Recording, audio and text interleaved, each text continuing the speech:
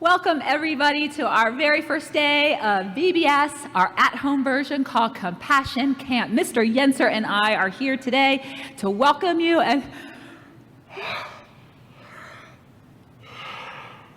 sorry, I was just excited to get here today. I was just thinking,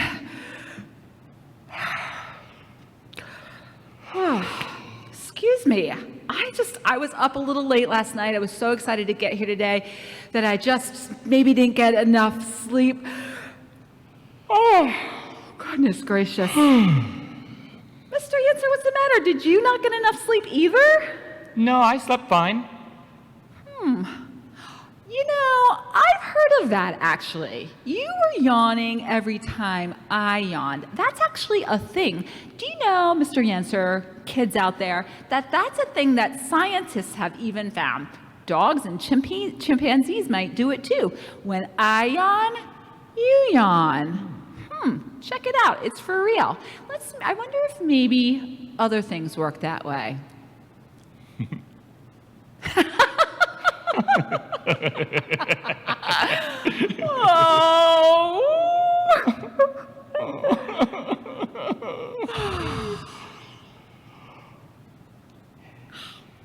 Do you know, that's a thing.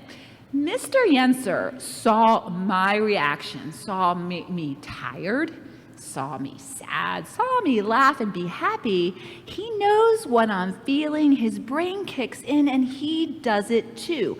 That is something called empathy. Pretty big word, but when he sees what I'm feeling, he feels it too, because in his brain, he knows what that feels like. Pretty interesting, right, Mr. Yes, Yenser? it is. Yeah. Well, when you have empathy, that is the first thing to feeling compassion for other people. And our VBS camp is all about compassion for ourselves, for our family, for people in the community, and even in the world. So here's another example. I like to play with Legos. I bet you a lot of you do too. Sometimes when I'm playing with my Legos on the floor, I accidentally forget to clean them up when I'm supposed to. Now, Mr. Yenser could walk on over this way, and he might accidentally walk and step on one of those Legos. I see Mr. Yenser step on that Lego, and I know what that feels like. I see his hurt, I feel his hurt, and I want to help ease his pain. And that, my friends, is compassion.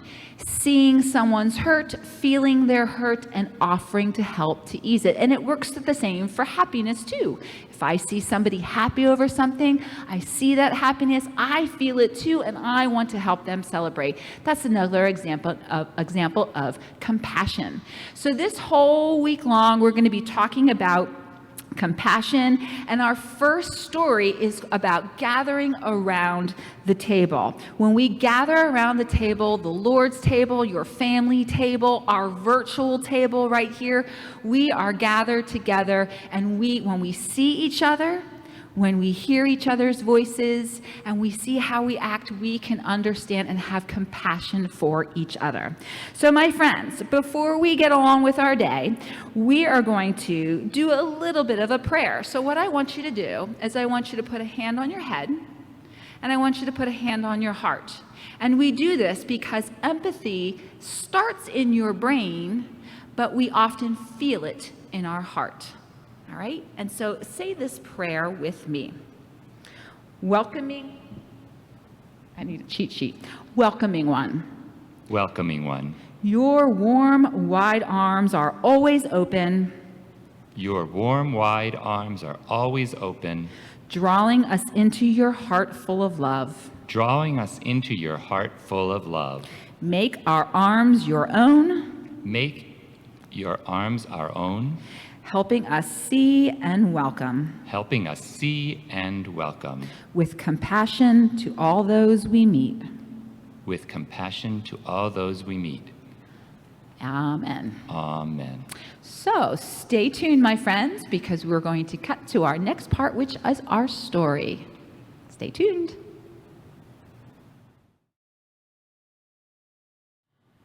So welcome to day one story, and as we promised, we have surprise guest readers every day.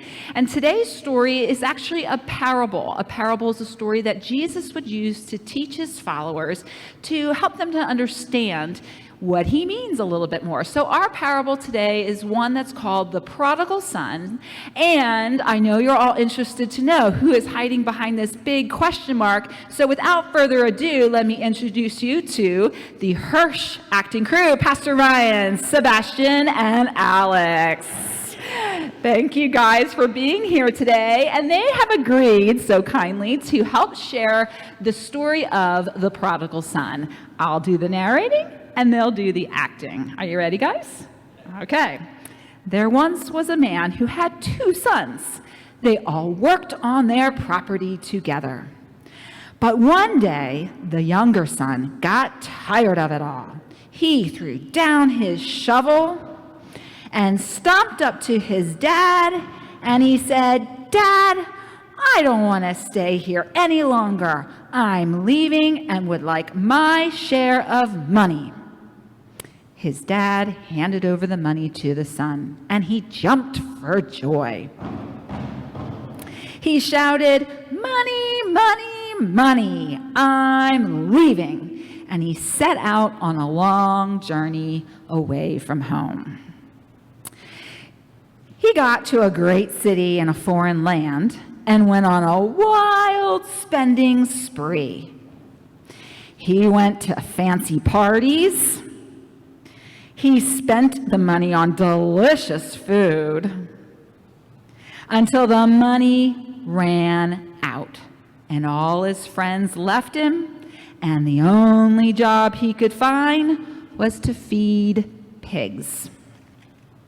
And he no longer had good food to eat. And he worked hard with the pigs for a while until one day he came to his senses. And he wondered how he got into such a mess. He decided to go home and say sorry to his dad, and maybe his dad would let him work for him again. And so he set out on the long journey home. His dad was looking out for him, and when he saw his son walking miserably towards him, the father felt so sorry for him. His father had so much compassion for how his son was feeling that he dropped his shovel and ran to greet his son. His son fell to his knees. He tried to say sorry, but his dad pulled him up and gave him a big hug. The father shouted, "Get him some clean clothes, put a ring on his finger, get him new shoes, get lots of food ready so we can have a party. My son was dead, but now he's alive. He was lost, but now he's found." And everybody began to party. Everyone except the older son, who was still digging and working away. When he found out why they were having a party, he was mad. He stamped his foot. He stayed outside of the party, sulking, until his dad came out to see what the matter was. The older son said, "Dad, it's not fair. I've worked for you all this time, and he gets the party. It's not fair."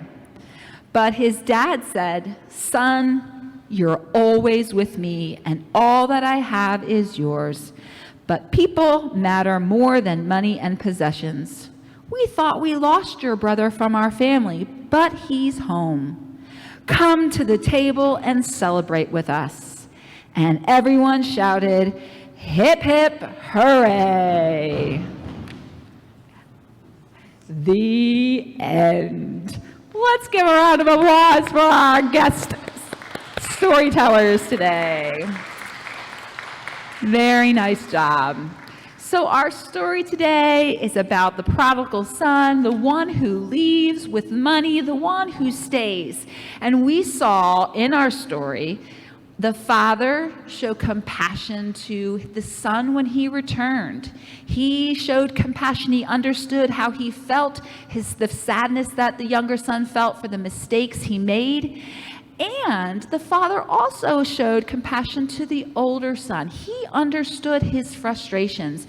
But in the end, he told both of his sons, in a display of feeling their feelings, seeing them and wanting to help, he welcomed them both to the table, told them how much he loved them both no matter what.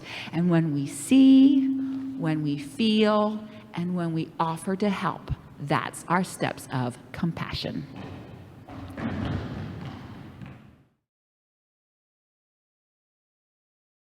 Hey, I'm glad you're hanging on. We had our opening, we have our story, and up next, we have our song and music. So Mr. Yenser and Pastor Julie are here to share that with you today. I hope you're ready to move. Mr. Yenser, take it away. Okay.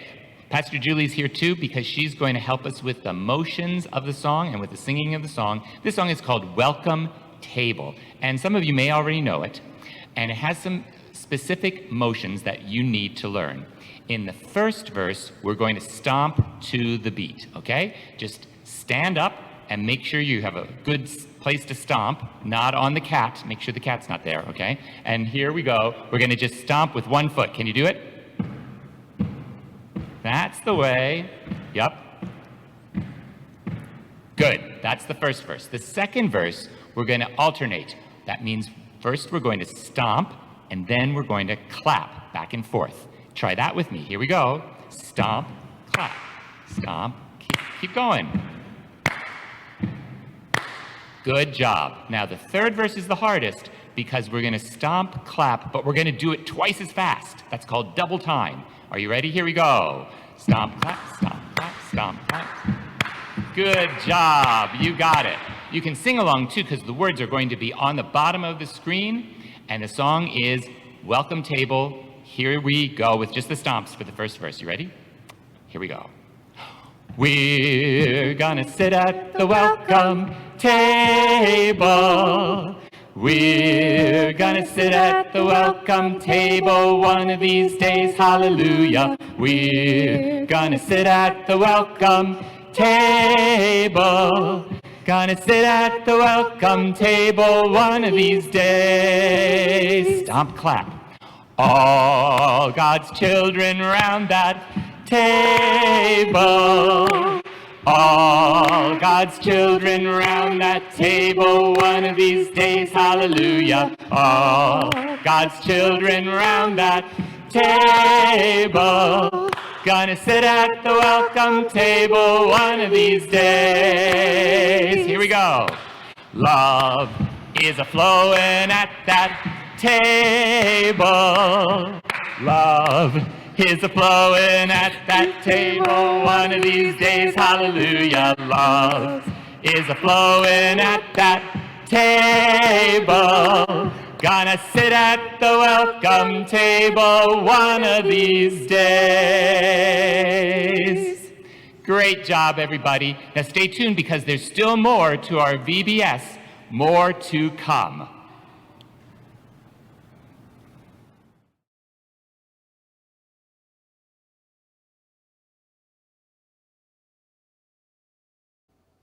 Hi, so today we're going to show you what you need to do to make your first day's craft. It is a centerpiece for your table, and the crafts and the activity that you're going to be doing to create your centerpiece are using all paper products, but by all means, if you want to go outside and make a centerpiece that includes things from nature, flowers in your backyard, stems of leaves, whatever, be creative and put whatever you want together to make your centerpiece. This centerpiece is just a reminder that God's compassion is wide and deep, and it invites all of us to join God at the table. So here are the things that you should be able to find in your Ziploc bag for the craft. You have a couple of flower or circles in a variety of sizes and colors. You have straws and chenille stems. You have a glue stick or a glue pen. There's a green construction paper for a leaf cutout, tulip shape, some buttons and other things to adorn your flowers, and cupcake liners. The thing that you will need to find is some kind of container. I'm using a mason jar, but if you have a regular vase you want to use, or any kind of container will really work. Oh, and don't forget, there's a sheet of foil that you can use to wrap up the base of your whatever you use for your vase. So let's get started. For your tulip, you're going to take your tulip shaped cutout. You're going to fold it 3 times. Fold it up, turn it over, fold it up, turn it over, fold it up. Then you'll need some kind of hole punch to punch a hole through the center. After your hole is punched through the center, take a straw of your choice, weed it through, and then carefully, so as not to rip, you're going to fan out the rest of your tulip like this. You can use a leaf shape that you have as part of your cutout. Again, put that through the center. Slide it carefully through your straw, and you have your tulip flower. For your next flower, you're going to do a layered, it's called a Kandinsky flower. You can, if you want, work on cutting just some rough edges all the way around the edges on all 3 circles of different shapes. Once you have that done, you might want to ruffle them up a little bit just so that they stick up and have a little bit of texture to them. And then you're going to layer it. 1, a little bit of glue. 2, a little bit of glue. 3, a little bit of glue. And then your choice, you can use any of the buttons, or if you want to use any of the glitter or the little stickers, you can add that to the center. Add either a chenille stem, or you can use a paper straw, whatever your choice is.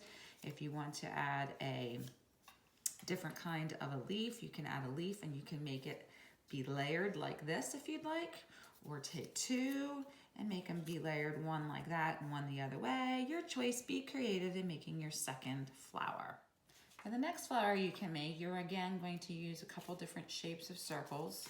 You're going to put a little bit of glue, layer 1, put a little bit more glue, and layer 1. As soon as you have them layered on top and glued down, using a black marker or crayons, you're going to make any kind of design you want around each edge. Be creative, make each one different. Whatever you want to do to give a little bit of texture and design. Once you do that, again, you can use a button for your centerpiece. You can use a cluster of these little stick-on jewels for your centerpiece. You can add it to a straw. Again, add any one of your leaves, and you have a 3rd kind of flower. Your last one, you can be a little bit more creative with how you use it, but you're going to use a cupcake liner. You can use it inverted so the pattern's on the inside, or the other way as well. But I like to do on this one, take my pipe cleaner, poke it all the way through until I make a little elbow. Then on the inside, I think it would be really fun to just wrap it around in a tight little coil for the center of my flower. If you want, you can tape, you can glue a little bit on the inside so that it stays a little bit better. But this way the cupcake liner stands out, you can see the center, and you can put this right in. Last but not least, when you have as many flowers as you want to create ready, stick them in whatever kind of vase you might have around the house. Put it on the center of your foil wrap. Gather it up to make that look nice and pretty. And use any kind of ribbon for your front to tie that foil, kind of the same foil that you sometimes see on the bottom of plants when you buy them at the nursery. Create a nice little bow. You can tie it here if you want. Whatever you'd like to do, it's your centerpiece. Anything is going to be pretty. And there you go, all finished and ready for at the table.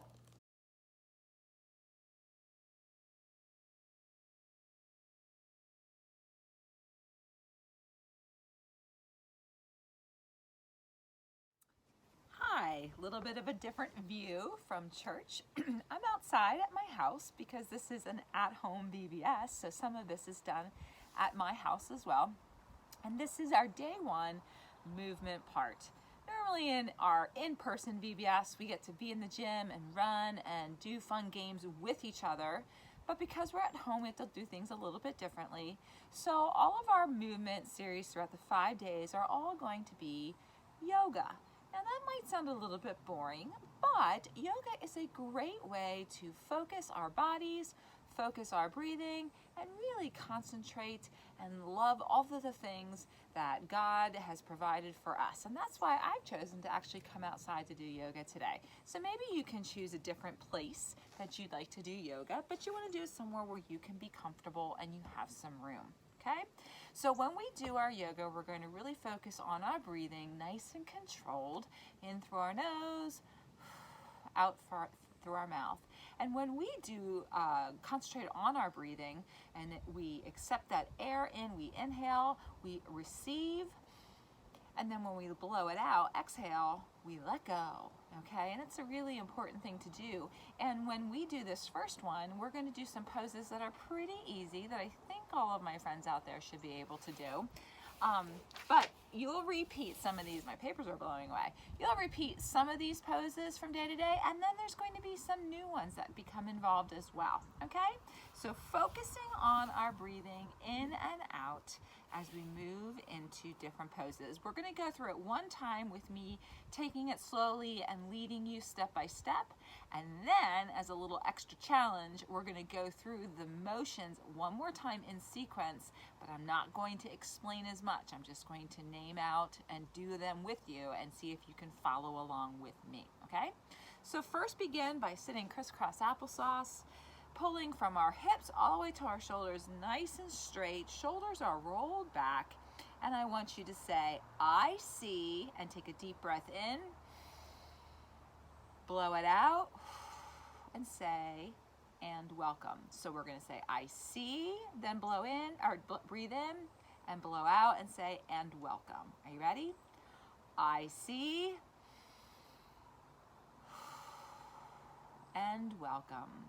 Again, I see, and welcome. One more time. I see, and welcome. Good. So I'm going to turn my body so that you can see the positioning. And we're going to start off in something called child's pose. So in my child's pose position, I'm going to kneel on the ground. My hands are forward in front of me. My big toes are together, but my knees are out a little bit so that my belly can come down through the center between my knees, okay? So my hands are down. I'm going to reach as far as I can. My backside comes down over top of my heels. And when I'm really stretched out, I'm going to lower my forehead to the ground, concentrating on those big, deep breaths in and breathing out. Here we go. Forehead down to the ground. Breathe in. Breathe out. Breathe in. Breathe out. And this child's pose position allows us to bow our hearts and our bodies to all that God has given for us. From our child's position, we're going to push our hips up. We're going to move our hands back and go into what's called a tabletop position, because our story today is called At the Table, where we welcome all to our table because God welcomes everybody to God's table as well. So it's a nice steady table with one arm, two arms, one leg, two legs to form our nice steady base, nice flat back. And this place is steady, and we know there's room for everybody at God's table. From this tabletop pose, we're going to stretch our hips up, push our legs back, arms are straight, and my head's going to come down between my arms, and we're going to let ourselves be stretched in this downward dog position ready for whatever might come our way today. Hold it. And now I'm going to lower my hips again, and my shoulders are right over top of my hands. This is called our plank pose. And then we're going to lower all the way down to the ground. And when we're there, we're going to push our arms straight, keep our hips down, chest up, reach your head back to the sun. Welcome the sun and welcome whatever comes our way today. Stretch your bellies. Hold it. And then we're going to, from this upward facing dog, we're going to push our hips back again to that downward facing dog. One more time. Legs straight, arms straight, head between the shoulders. And last, from our downward dog, you're going to do one of two things. You can either jump your feet to the center, or from your downward dog, you can walk a foot, walk the other foot, and then slowly, slowly, slowly roll yourselves up to what's called mountain pose, nice and straight. And when we're here in this mountains pose, we're going to finish by reaching our hands to the sky or to the ceiling and bringing them into prayer right by our hearts. Now, that's the sequence of movements. Now we're going to go through them one more time, but a little faster with not as much speaking in between. So we're going to go right to that child's pose to start. Follow along with me. Knees down, toes together, knees out, stretch, lower the forehead down to the ground. From here, we're going to push our hips up to downward dog. Walk your head between your hands. Hold, come down to plank, and lower the body down to here. Push up to upward dog. Push back the hips for downward dog. Jump your feet or walk your feet together. Roll on up to mountains pose. Reach for the sky and bring your hands to prayer by your heart. And we end our yoga with a universal international greeting that says Namaste. And when we say Namaste, we're saying hello to all of our siblings, and it's saying, my light sees the good in your light. Have a great day. Stay tuned for just a couple of announcements to end our first day of VBS. So we hope you've enjoyed your first day of VBS. You have time to have your snack, any one of your snacks, if you chose to take one of those at our pickup. And then something that we're doing a little new this year, since it is at-home VBS, and since parents might be involved, or siblings as well, we have an at-home family activity if you'd like to do it with your whole family. So today's start of your at-home family activity, there was a folder in your pickup, and in that folder has all 5 days worth of the family activity, and this is for day one. And this is simply something that you don't certainly have to do all today. It's called the ABCs of Gratitude, and this is something that you can sit and talk about at the dinner table or outside by a campfire. But this is thinking of all the things that you are grateful for, things that are in nature, things that you have at your house, things within your family. But think of all the things that you're grateful for, and you can do it one of two ways. You can challenge yourselves by going A, B, C, D, and all the way in order through all the letters of the alphabet, trying to think of something that you're grateful for that begins with each letter of the alphabet. That's a little tricky.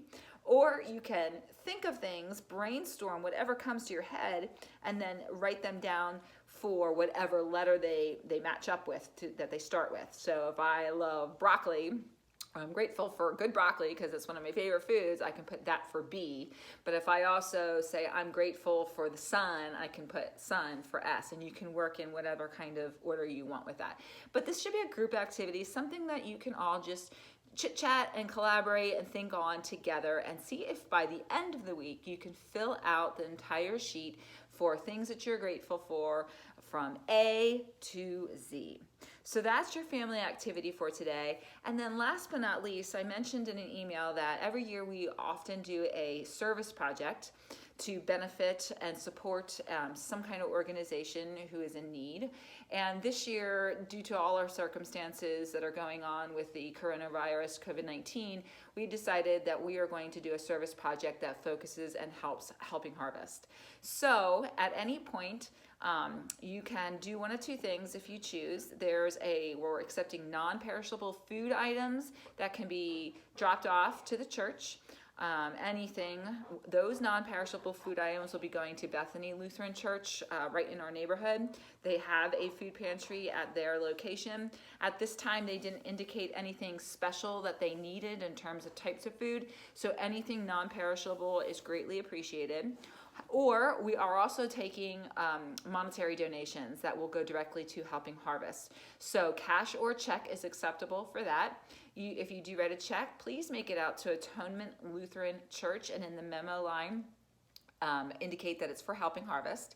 And at the end of our collection period, at the end of our VBS, we'll take all of our amounts, put them into one check, and make a presentation to Helping Harvest in whatever amount we collect. So don't forget the service project. If you have any questions at any time, please feel free to call the church office and ask for Melissa Hazlett, or you can email me, mhazlett@atonementyo.org. So I've enjoyed our first day. I hope you have too. If you have pictures to share of crafts or your kiddos doing VBS, please feel free again to send them along to me. I'd love to see them and share them as well. So have fun. Stay tuned for day 2 coming up tomorrow. Bye-bye.